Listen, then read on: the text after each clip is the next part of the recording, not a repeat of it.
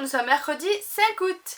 Aujourd'hui, je vais faire mon point lecture du mois de juillet. Voilà, nous sommes déjà le 5 et il est temps de le faire. Je vous posterai pas ça de suite parce que j'ai déjà une ou deux vidéos de prévues. Mais ça ne saurait tarder. Je pense qu'elle va arriver mi-août sûrement. Voilà. Bon, c'est pas grave, hein, de toute façon, que ce soit début août, fin août, mi-août, c'est pareil. Hein, pour vous, c'est pareil. Donc, j'ai commencé à lire, Quand nos souvenirs viendront danser de Virginie Grimaldi. Aux éditions, je crois que celui-là, je l'ai acheté à Françoisir, si je ne me trompe pas. Je sais jamais quand c'est pas écrit sur la couverture. J'enregistre pas les éditions, c'est une catastrophe. Catastrophe ambiante, je viens de passer où c'était écrit. À la base, c'était aux éditions de Noyelles. Voilà, mais moi je l'ai acheté à Françoisir, mais à la base, c'était les éditions de Noyelles. Donc ce livre, c'est un coup de cœur. Voilà, tout simplement, je vous le dis de suite, c'est mon coup de cœur. Il fera partie des coups de cœur de l'année. J'ai vraiment adoré ce livre. Adoré. Donc c'est l'histoire de Marceline, Marcus, je vais regarder parce que les prénoms, Anatole, Joséphine, Marius, Rosalie, Gustave et Marceline. Voilà, donc c'est des quinquagénaires, ils sont tous à la retraite. Ils vivent dans une impasse, l'impasse des Colibris, je vais y arriver. Ils vivent dans l'impasse des Colibris, dans un immeuble avec leur appartement, quoi. Et ils sont amenés à devoir déménager parce que monsieur le maire veut détruire sa impasse pour construire une école. Donc précisément, je crois que c'est le parking même de l'école. Et du coup, voilà, donc du coup, il va falloir qu'ils partent de leur appartement où ils ont tous leurs souvenirs, toutes leurs histoires d'amour, la naissance de leur enfant, leur aventure avec les voisins. Voilà, ils ont tout vécu là, ils ont tous leurs souvenirs là, et du coup, eux, ils ne veulent pas les quitter, ces souvenirs. Ils veulent rester avec tous ces souvenirs, voilà, ils veulent pas déménager parce que pour eux, ils vont perdre leurs souvenirs. Pour eux, les murs ont leur mémoire, ont leur histoire, enfin voilà. Et malheureusement, ben voilà, il va devoir se battre contre monsieur le maire. Ça va être très compliqué. Ils vont avoir des idées les plus saugrenues les unes que les autres. Ils vont avoir des chamailleries, ils vont avoir de l'humour bien à eux. Et tout ce mélange de personnages, de tempérament, d'énergie, enfin c'était vraiment superbe, c'était vraiment bien écrit, on est entré dans l'histoire comme pas possible, enfin j'ai vraiment beaucoup aimé leur histoire, leurs aventures, voilà, la fin est superbe, voilà, c'est une très belle fin aussi, hein, qui va en adéquation avec ce qui s'y passe dans la vie réelle aussi. Et voilà, j'ai beaucoup aimé. Vraiment, je vous recommande ce livre si vous voulez un livre doudou, tendre, vraiment apaisant. Si vous n'êtes pas bien, ben, c'est un livre vraiment qui donne ça fait chaud au cœur. Enfin, j'ai vraiment beaucoup aimé ce livre. Voilà. Je vais arrêter de vous dire ça parce que ça va vous gaver. Mais voilà, ça fait partie des coups de cœur de 2020. Et en fin d'année, si je fais un récap de tous mes coups de cœur, ben, il en sera parti. Voilà pour ce livre-là que j'ai beaucoup aimé. Et d'ailleurs, je remercie les booktubers parce que c'est grâce à eux que j'ai découvert Virginie Grimaldi. J'en ai tellement entendu parler autour, voilà, je regarde beaucoup de booktubers. Je peux pas vous en dire précisément parce qu'il y en a tellement que je sais plus qui a parlé de ce livre, mais presque tout le monde, on va dire. Beaucoup de monde en parle de cet auteur, en particulier l'auteur Virginie Grimaldi. Et vraiment, ils en disaient tellement de bien que je me suis dit, bon allez, je vais me laisser tenter. Et vraiment, voilà, je suis contente de m'être laissée tenter et d'avoir suivi le mouvement, d'avoir fait le petit mouton parce que vraiment j'ai découvert une superbe auteure. Je sais plus comment on dit au féminin, enfin moi j'aime pas du tout au féminin, donc voilà, je continue à dire auteur. C'est autrice je crois, voilà, mais ça me plaît pas. Donc voilà, je vous préviens, hein, dès qu'il y a une autrice, eh ben je dis auteur, voilà. Petit aparté. Non, j'aime beaucoup Virginie Grimaldi. Et voilà, je pense que ce sera pas le dernier que je vais lire. En plus c'est écrit gros, alors ça le fait que ce soit écrit gros déjà ça aide beaucoup. Non, l'histoire est géniale, mais c'est vrai que l'édition est faite que c'est écrit gros, donc du coup j'ai pas de problème. J'ai de plus en plus de mal à lire les livres où c'est écrit tout petit, j'arrive de moins en moins. Et donc quand c'est écrit gros, ben merci beaucoup. Parce que là, je dis ça parce que je suis en train de lire Harry Potter aux éditions Folio. Et c'est tellement écrit petit que j'avance pas en fait. J'ai lu 20 pages et ouais, je sais pas. Faudrait peut-être que j'aille voir l'oculiste pour mes yeux parce que j'ai de plus en plus de mal à lire quand c'est écrit petit. Donc à un moment donné, il va falloir aller voir l'oculiste. Mais le problème c'est que par chez nous, pour prendre rendez-vous, eh ben on prend rendez-vous maintenant. Et peut-être que l'année prochaine j'aurai un rendez-vous. Il faut bien un an. Donc c'est compliqué. Vraiment, je vous raconte ma vie sans intérêt. Donc on va passer plutôt au prochain livre. Alors pour ce deuxième livre, j'ai lu La prisonnière du diable de Myriel Calmen aux éditions XO, normalement je crois que c'est. Moi je l'ai acheté à France Loisirs encore une fois. Ça faisait partie de mon craquage de France Loisirs. Voilà, donc c'est dans cette histoire on part à un tel, je sais pas exactement comment on dit, enfin moi je dis un tel, en Provence, en juin 1494. Une femme arrive dans ce village pour livrer un message secret à la mère supérieure. Voilà, dans ce village, il est bourré de secrets, de non-dits, de... Enfin voilà, c'est des histoires de petits villages. Et donc, bon, cette femme arrive pour livrer ce papier secret à la mère supérieure. Quand la mère supérieure lit ce papier, ça la perturbe, enfin, elle reste perplexe, elle ne comprend pas pourquoi ce nom apparaît sur ce message. Évidemment, nous, on ne sait pas ce qu'il y a écrit sur ce message-ci. Il va falloir qu'on le devine tout au long de l'histoire, qu'on se dise « Ah tiens, c'est peut-être celui-là. Ah tiens, c'est ce personnage-là. » Enfin, on se fait des idées nous-mêmes, voilà. Quand on commence à avoir une piste, on se dit « Ah non, peut-être que finalement, c'est pas ça. C'est pas celui-là de personnage. Peut-être que c'est un autre. » Enfin bon. On se fait nos propres idées. On suit son histoire, ce qui s'est passé dans le passé de la mère supérieure, dans le passé d'autres personnages. On suit aussi Myriam avec ses deux enfants. Donc on suit toute son histoire passée à elle et son histoire voilà, actuelle. Ce qui s'est passé pour cette personne-là. On suit pas mal de petites personnes à côté. On a l'aubergiste, on a on a un personnage aussi qui est très proche de Myriam qu'on suit. Je sais plus comment il s'appelle, je sais plus exactement. Enfin, je l'ai lu en début du mois et bon, la mémoire me fait défaut, comme d'habitude. Donc voilà, on suit plein de petits personnages et avec l'histoire de ce papier, avec ce nom qui est dessus. Donc c'est une aventure formidable, elle est angoissante, enfin angoissante légèrement, hein, c'est pas non plus, on n'est pas... tellement angoissé que ça, mais bon, on a envie de savoir quel est le prénom exactement sur ce papier, ce qui va se passer sur cette personne. Voilà, parce qu'on a le nom de la personne qui va être tuée, mais on sait aussi, c'est une certaine autre personne qui doit la tuer. Enfin, c'est un peu cafouillis comme je vous le dis, mais voilà, c'est vraiment c'est un bon livre. Hein. Et ouais, c'est vrai que le fait que la mère supérieure soit perturbée par le prénom qui est écrit sur ce papier, on veut exactement savoir pourquoi, qu'est-ce qui s'est passé. Enfin, qu'est-ce qui la perturbe autant dans ce nom-là. Voilà, enfin c'était vraiment un bon livre, j'ai beaucoup aimé. C'est vrai que comme je vous raconte l'histoire, c'est peut-être un peu cafouillis, mais je vous raconte pas non plus beaucoup parce que j'ai pas envie de vous spoiler, voilà. C'est la femme qui arrive au début vient d'Égypte. On a l'histoire de comment la personne récupère ce prénom. Et c'était vraiment pas mal, j'ai beaucoup aimé. Enfin voilà, c'est une bonne histoire, un bon petit thriller médiéval, il y a écrit derrière d'ailleurs. Donc c'était pas mal, l'aventure était palpitante, j'avais vraiment envie de tourner les pages. Enfin vraiment bon livre. Myriel Calmel, je crois pas avoir déjà lu, je crois qu'elle a déjà écrit, c'est son 22e livre il me semble-t-il. Et ouais, c'était pas mal. Vraiment j'ai beaucoup aimé. Allez, on va passer au prochain livre. Alors, j'ai lu aussi L'Avare de Molière, une pièce de théâtre aux éditions Librio. Donc, c'est l'histoire de Harpagon, si je me trompe pas. Les prénoms et moi, Harpagon, je crois que c'est. Alors, Harpagon, oui, c'est ça. Waouh, je suis trop forte. Alors, c'est l'histoire d'Harpagon, qui est le père de Cléante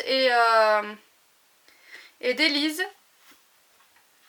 Donc Cléante c'est le fils d'Harpagon, Élise c'est sa fille. Cléante est amoureux de Marianne. J'essaie de regarder, il y a les prénoms. Donc ce qui est bien avec le théâtre, c'est qu'on a tous les prénoms et les descriptifs des personnages au début. Donc Cléante voilà, est amoureux de Mariam. Et Élise, je crois qu'elle est en amoureux aussi. Enfin moi, ça passe à la trappe. Donc Cléante est amoureux de Mariam, mais un jour son père Harpagon lui dit qu'il veut épouser celle-ci. Enfin, ça fait toute une histoire. Enfin, je vais essayer de vous résumer plus comme il faut. On va récapituler. Poup, poup, poup, poup, poup. Donc, c'est l'histoire de Harpagon, qui est le père de Cléante et Marianne. Non, de Cléante et d'Élise. Donc, Harpagon est quelqu'un de très avare. Voilà, c'est lui l'avare. Il ne veut pas lâcher un centime. Il a même un coffre-fort caché, je crois, au fond de son jardin. Enfin, il est vraiment très méticuleux. Il soupçonne tout le monde de l'avoir volé. Voilà, le moindre personne, il est soupçonné de l'avoir volé. Le moindre petit truc, bah, il va le virer pour rien. Enfin bon, c'est vraiment... voilà, il veut pas lâcher un centime. Même pour ses enfants, il veut pas lâcher un centime. Alors quand un monsieur vient proposer de se marier avec sa fille sans demander de dot, bah, il dit oui de suite. Il dit oui de suite, sauf que sa fille, bah, elle s'y oppose, elle n'a pas envie du tout, elle a quelqu'un d'autre en vue. Quant au fils, lui, il est amoureux de Marianne, sauf qu'un jour son père lui annonce qu'il veut épouser celle-ci, il est amoureux lui aussi de Marianne, il veut l'épouser, et donc il va s'en suivre une histoire où le fils va faire un micmac, enfin, raconter des choses à son père, enfin ça fait un micmac, enfin c'est drôle à souhait, ce livre il est hilarant.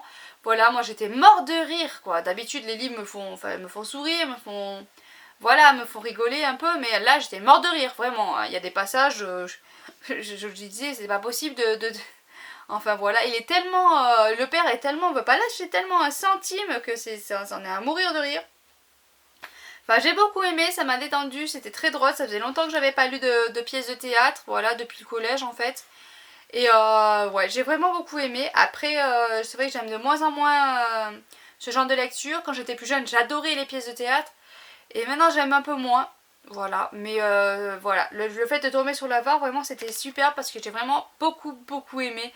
C'était tellement drôle que voilà, c'était vraiment rafraîchissant, ça détend, c'est vraiment, si vous avez envie de rire, ben, lisez l'avare, c'est à mourir de rire. Voilà pour celui-là.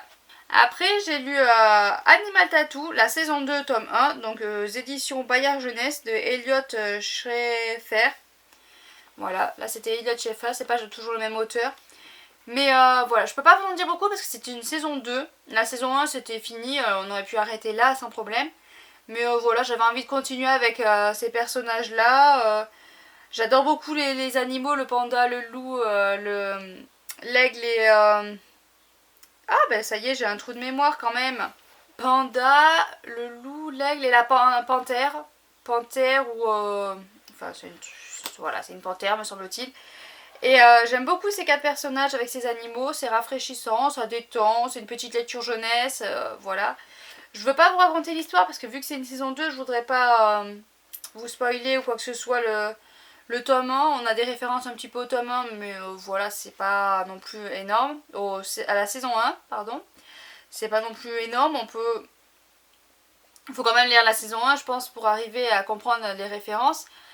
Mais ouais, c'était pas mal. Donc c'est l'histoire de 4 jeunes, Conrad, Ivy Beckett, Méline et Connor, qui ont fait vers l'âge de 12 ans, je sais pas si c'est réécrit ou non, mais je crois que c'est vers l'âge de 12 ans qui passent à chaque fois, qui boivent un élixir et qui passent un genre de... Je sais plus comment appeler ça. Enfin bon, ces 4-là boivent un élixir ou à 12 ans, ils appellent un animal totem. Donc eux, enfin... Ils appellent un animal totem, ou ils en ont ou ils en ont pas. Donc ça m'énerve d'être brouillon des animaux totems importants, suprêmes. Et du coup, voilà. Du coup, moi j'aime bien suivre le Connor avec son loup. J'aime beaucoup ce personnage-là. C'est mon personnage chouchou. En même temps, j'adore les chiens, donc les loups c'est ressemblant, donc je pense que c'est pour ça aussi. Mais voilà, j'aime beaucoup les retrouver, ces personnages, quand j'ai envie de quelque chose de pas prise de tête, que ça détend, une belle petite histoire d'aventure fantastique. Ben voilà, je prends ce livre-là et je suis de suite, et c'est fantasy plutôt, parce que c'est tout inventé, donc c'est plutôt dans le fantasy. Et voilà, donc je plonge dans cette petite histoire et ça détend, c'est rien de prise de tête. Donc voilà pour ce petit livre-là, je vous en dis pas plus parce que j'ai tellement peur de vous spoiler que je veux pas trop vous raconter l'histoire, ça serait dommage. Mais pour les jeunes, c'est pas mal. Ensuite, donc j'ai lu Les âmes silencieuses de Mélanie Guyard. Donc là c'est pareil, je l'ai acheté à France Loisirs. Donc ça c'est pareil, c'est un coup de cœur. Voilà, c'est mon deuxième coup de cœur du mois. J'ai vraiment adoré l'histoire. Donc c'est l'histoire d'Héloïse qui se passe en 42. Voilà, pendant la Seconde Guerre mondiale. Et on suit Héloïse. Donc au début je m'attendais pas, j'avais pas regardé le résumé en plat. Et en fait on suit Héloïse en 42 et on suit Loïc en 2012. Voilà, on suit les deux temporalités. Et au début en fait j'ai pas compris pourquoi Enfin, j'avais pas compris du tout le bin, j'avais mal lu la quatrième de couverture. Mais c'était une agréable surprise. Voilà, donc on suit Héloïse qui est en 42, qui est... au début, on voit voilà, que cette Héloïse, elle est tondue. Voilà, on a le début et dans les premières pages. Et voilà, on a l'histoire de cette fille qui va être tondue. Et on n'en sait pas plus, voilà. Elle part pour la tonte et basta. Voilà, ça s'arrête là, le début. Et puis après, on part avec Loïc en 2012, qui est en instance de divorce. Qui a divorcé. Voici, il est en instance de divorce. Et sa mère l'envoie au fin fond du Berry. Donc sa mère l'envoie dans la maison familiale de sa maison familiale, la maison de sa grand-mère, pour la vider. Parce qu'ils vont la vendre. Donc il l'envoie là-bas pour la vider. Et ça lui permettrait de s'aérer, d'aller dans un petit village comme ça. Donc Loïc part dans ce petit village. Il se retrouve... Bon, il va se retrouver avec un chien. Bon, c'est un détail, mais voilà. Déjà, le petit chien, en plus, dans l'histoire, aide à l'histoire. Hein, dès qu'il y a un chien, moi, j'adore. Non, et donc, voilà. Donc, il va se retrouver dans cette maison vide, avec tous les souvenirs, tous les souvenirs de sa grand-mère dedans, des lettres, des lettres qu'elle a reçues. Voilà, et donc lui, il va commencer à s'intéresser à l'histoire de sa grand-mère. Voilà. Et du coup, voilà, il va aller dans le village, il va être insulté par rapport à sa grand-mère. Enfin, il va pas comprendre du tout. Enfin, ça va le perturber. Du coup, ça va l'intéresser et il va vouloir, savoir l'histoire de sa grand-mère. Et du coup, en alternance des chapitres, on a l'histoire de sa grand-mère, ce qu'elle a vécu durant cette guerre. Pourquoi au final elle a été tondue, ce qui s'est passé. Et je vous en dis pas plus parce que vraiment le fait de moi déjà d'avoir plongé dans ce livre sans comprendre pourquoi on avait la 2012, déjà ça a été une belle surprise. Et d'habitude j'aime pas dans les deux temporalités, il y a toujours une temporalité où j'aime pas trop. Souvent j'aime bien le passé et j'aime pas le présent. Et là, il s'avère que j'ai adoré les deux temporalités. J'ai adoré voir l'histoire de Héloïse et l'histoire de Loïc. Voilà, j'ai adoré les deux petites histoires. Et vraiment, en plus j'adore les histoires qui se passent pendant la Seconde Guerre mondiale, donc c'était encore mieux. Et non, j'ai vraiment beaucoup aimé. J'ai apprécié le personnage d'Héloïse, qui est un personnage fort, à tempérament vraiment génial. Elle est forte, elle est...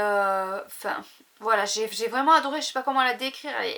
Elle est tenace, elle aide sa famille comme elle peut pour les sauver. Vraiment, elle est vraiment superbe. Elle a tout fait pour son frère et c'est vraiment une belle histoire. Une très belle histoire que je vous conseille de lire. Elle est vraiment... Si vous aimez la Seconde Guerre mondiale, c'est très bien abordé. Si vous aimez où il y a où on voit un retour vers le passé, c'est superbe. Voilà, quand vous êtes dans le présent et que vous aimez voir ce qui se passe en arrière. Enfin, c'est une histoire de famille vraiment superbe que j'ai beaucoup aimé et que je vais garder dans ma bibliothèque parce que c'était un gros coup de cœur et j'ai été vraiment passionnée du début à la fin. Voilà, donc vraiment petit bébé. Voilà, donc voilà pour ce livre là que j'ai vraiment énormément aimé. J'ai pas pris le livre avec moi parce que je l'ai pas trouvé, peut-être que je l'ai déjà donné en fait. J'ai lu Les Fleurs de l'ombre de Tatiana de Rosnay, me semble-t-il que c'est. Ouais, je crois que c'est Tatiana de Rosnay que j'avais acheté aux éditions France Loisirs aussi. Et donc j'ai beaucoup eu du mal avec ce livre. C'est pas très français. J'ai eu du mal avec ce livre, je sais pas. Je suis pas rentrée dans l'histoire, j'ai pas accroché. Pourtant c'est l'histoire d'une femme qui est en deuil, qui a perdu son enfant et qui est en deuil. Ça fait des années, hein, elle a perdu son enfant beaucoup plus jeune et beaucoup d'années plus tard, on la retrouve mais elle est toujours en deuil. Sa fille essaye de faire son possible pour l'aider. Il y a sa petite fille qui vient la voir régulièrement. Et elle va déménager dans un appartement qui est tout technologique, voilà. Il y a une intelligence virtuelle, artificielle, virtuelle. Et donc dès qu'elle veut faire quelque chose dans cet appartement, bah, c'est cette intelligence là, elle lui parle, elle lui dit voilà, et là il est temps de faire vos examens médicaux, là il faut faire ci, là enfin c'est tout l'appartement qui gère toute sa vie on va dire. Et ça la perturbe beaucoup, par moments elle entend des bruits, elle a l'impression qu'on la regarde. Et du coup, enfin ça avait l'air intéressant hein, vraiment, vu le speech du départ, voilà, mais à la fin je sais pas. L'appartement, elle avait quelque chose, un doute et tout ça. Et ça finit, je sais pas, on n'a aucune réponse sur les doutes qu'elle avait sur cet appartement. Est-ce qu'elle était vraiment surveillée? Est-ce que... Bon, vu la fin, on se dit oui, sûrement. Mais je sais pas. La fin m'a laissé un arrière-goût bizarre. Après, le travail sur le deuil, voilà, intéressant. Mais en fait, je sais pas. J'ai pas du tout accroché à ce livre. C'est dommage parce qu'il avait l'air vraiment bien. Il m'avait vraiment happé au départ. Et au final, non. J'ai pas accroché du tout. Donc voilà, je vous en dis pas plus sur ce livre parce que du coup, je veux pas. C'est sûrement un bon livre, hein, mais pas fait pour moi. Ou alors pas le bon moment de le lire. Ou je sais pas. Il y avait quelque chose qui n'allait pas. Donc voilà pour celui-là. Ensuite, j'ai lu Boule de Suif. Enfin, j'ai essayé de lire Boule de Suif de Maupassant. Voilà, j'ai essayé. J'en ai lu 28 pages, puis j'ai vu que l'écriture ne me plaisait pas, que j'arrivais pas à être entraînée. Et donc j'ai arrêté. Voilà, je sais 28 pages c'est pas beaucoup, mais dès qu'il y a quelque chose qui me chiffonne, que j'ai pas envie, je ne me force plus avec les livres. Avant, j'ai passé des années à me forcer à finir des livres. Il y avait des livres de 800 pages qui me plaisaient pas et que je me forçais à lire. C'était un calvaire, je mettais presque un an à le lire. Du coup, je me bloquais pour toutes mes autres lectures. Et non, j'ai décidé de plus procéder comme ça. J'ai décidé de procéder dans l'envie. Du coup, celui-là, non, j'accrochais pas, j'avais pas envie. Donc j'ai dit non, stop, j'arrête, c'est pas la peine de me forcer. Donc j'ai pas insisté. Voilà, je vais pas insisté, je peux pas vous raconter l'histoire parce que du coup, avec 28 pages, j'ai même pas du tout vu le moindre panoplie d'histoire. Mais voilà, je le mets quand même là-dedans parce que je vais le donner du coup. Voilà, ça sert à rien que je le garde dans ma bibliothèque, que je me force à lire. J'ai plus envie. Voilà, j'ai 300 livres à lire et j'ai plus envie de me forcer à lire des livres qui ne me font pas envie en fait. Je dis pas que c'est un mauvais livre, hein. Voilà, c'est pas un mauvais livre, c'est sûrement un très très bon livre. Mais moi, ça me tente pas. Voilà. Donc voilà pour ça. Pareil pour sixième jour. Sixième jour que je n'ai pas pris là. Bon, j'ai essayé de lire le sixième jour. Pareil, j'ai lu une trentaine de pages. J'ai vu que ça me tentait pas. Donc j'ai abandonné de suite. J'ai pas voulu insister non plus. Voilà. Et puis après, j'ai essayé L'ami retrouvé. Là, j'ai lu 123 pages. Donc oui, je regarde parce qu'en fait, j'ai plus aucun souvenir. Voilà, j'ai pas trop de souvenirs. C'est l'histoire de deux amis. Voilà, je sais plus leur prénom. Hans est âgé de 16 ans. Il est fils unique de médecin juif. Et dans sa classe, il est tout seul. Il est toujours tout seul jusqu'au jour où un nouveau arrive dans le lycée. Il n'y a pas écrit son nom, donc je ne pourrais pas vous dire. Un nouveau arrive dans son lycée en 1932. Il arrive dans son lycée et il se lie d'amitié avec celui-ci. Voilà, celui-ci est un riche, je crois qu'il est un riche partisan plutôt d'Hitler. Enfin, ses parents sont partisans d'Hitler. Mais du coup, ils vont se lier d'amitié. Et puis, bon, ben, au fil des ans, il se passe l'histoire. Hitler arrive en force. Et du coup, ben, Hans va se retrouver exilé en Amérique, si je me rappelle bien. Enfin, voilà. Je sais pas, ça m'a pas marqué du tout parce que là j'ai vaguement des souvenirs, j'arrive pas à me remettre les histoires dans la tête, enfin bon ça m'a pas happé du tout. Voilà, donc pourtant j'ai vu qu'il y avait beaucoup de gens qui avaient des coups de cœur, qui avaient adoré, mais moi je sais pas, j'ai pas accroché non plus à ce livre. Et enfin ah non j'en ai encore lu d'autres quand même, mais j'ai lu Oradour sur glane. Voilà, Otage de la peur, Vision d'épouvante. Sur glane, c'était vraiment un témoignage poignant. Il est retranscrit dedans des discours de personnes qui ont survécu à ce drame. On a l'histoire vraiment poignante. C'est, enfin, l'humain, comme enfin les Allemands, comme ils ont traité ces personnes, enfin c'est inhumain justement.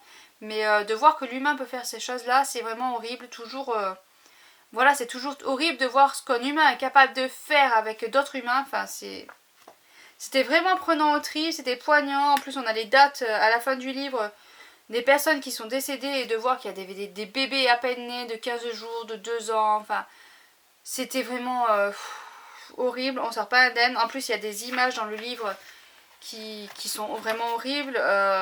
On avait vraiment, ouais, comme... on n'avait pas forcément besoin des images pour voir l'horreur. Hein. Déjà, le texte vous montre l'horreur que c'est. Et avoir les images en plus, c'est encore plus prenant. En plus, moi, j'ai été visiter ce village, comme je vous ai dit dans le vlog. J'ai été visiter ce village voilà, avec ma mère quand j'étais plus jeune. Et traverser ce village, on ressent vraiment des émotions fortes. Enfin, on se dit c'est pas possible, mais en fait, si le village est imprégné de cette horreur et y marcher dedans, c'est vraiment... ça prend à la gorge. Enfin, vraiment, c'était horrible. Et le lire là, enfin, c'est vraiment horrible. Enfin, vraiment là, ce livre est vraiment poignant et horrible. Si vous êtes sensible, ne pas le lire parce que franchement, voilà, c'est un témoignage vraiment très fort à lire, très détaillé. Et c'est tout court, mais heureusement parce que vraiment, on ne peut pas tenir plus de pages. Hein. C'était à bout de souffle, on le lit. Enfin, c'était vraiment très dur à lire. J'ai lu aussi un petit livre sur la guerre, mais là c'était un peu plus détente. Une drôle de guerre, les grandes vacances de Bayard Jeunesse. Il n'y a même pas écrit l'auteur. Texte de Michel Leidier. Et ouais, vraiment, ça retrace le début de la guerre. Voilà. Ça retrace le début. C'est tout mignon, tout doux. C'est des petits enfants, c'est des enfants qui vont se retrouver donc chez leurs grands-parents. Voilà, le père va partir en guerre, la mère va partir se soigner en Suisse. Et ouais, vraiment c'est tout mignon. C'est pour expliquer aux enfants la guerre, c'est vraiment pas mal. Et là c'est le début de la guerre. Après il y a la suite, il y a 4 autres tomes je vois. Pour voir un peu la suite du déroulement de la guerre. Et c'est pas mal. Vraiment c'est pas mal pour un début pour la jeunesse. Voilà, mon fils de 8 ans a lu cette petite histoire, il a beaucoup aimé. Et expliquer en douceur la guerre... voilà, c'est plutôt pas mal. Donc je conseille cette petite collection pour les enfants de 8 ans à peu près. Même plus, hein, mais à partir de 8 ans, peut-être pas plus tôt, c'est peut-être... Bon, c'est pas compliqué à comprendre, mais pour un début de lecture, c'est peut-être pas conseillé. Parce que c'est quand même, il y a beaucoup d'écriture, donc un début de lecture, peut-être pas. Mais voilà, quand les enfants savent bien lire, c'est plutôt pas mal. En plus, il y a des images, parce qu'il y a le DVD aussi, il y a les films de cette petite histoire. Il y a des petits dessins animés, petits épisodes, c'est une série en fait. Et non, c'était très mignon. En plus, on voit le petit cochon Gadou. Donc, ouais, je sais, je me suis attachée au petit cochon Gadou. Mais bon, quand on connaît la fin, on est un peu... Vu que ça se passe durant la guerre, c'est vrai que le petit cochon Gadou, bah, il a du souci à se faire. Voilà. Donc voilà pour cette petite histoire mignonne jeunesse. Et puis, j'ai lu Otage de la peur de Robert Cray. C'est un thriller aux éditions Pocket. Et voilà, donc cette histoire, elle était un peu longue pour moi, voilà, c'était un peu trop long, il m'aurait fallu un peu moins de pages, mais sinon c'était pas mal. Donc c'est l'histoire de trois jeunes que je ne sais plus le prénom. Est-ce qu'on a leur prénom derrière? Non, ce n'est pas écrit, donc je ne sais plus leur prénom. Donc c'est l'histoire de 3 jeunes, il y a 2 frères et un acolyte qui sort de je ne sais où, qui se sont liés d'amitié. Et donc ils vont braquer une épicerie. Ça va mal se tourner, il y en a un qui va tuer l'épicier. Et du coup ils vont s'enfuir, la fuite se passe mal, ils peuvent pas trop s'éloigner. Donc ils vont se réfugier dans une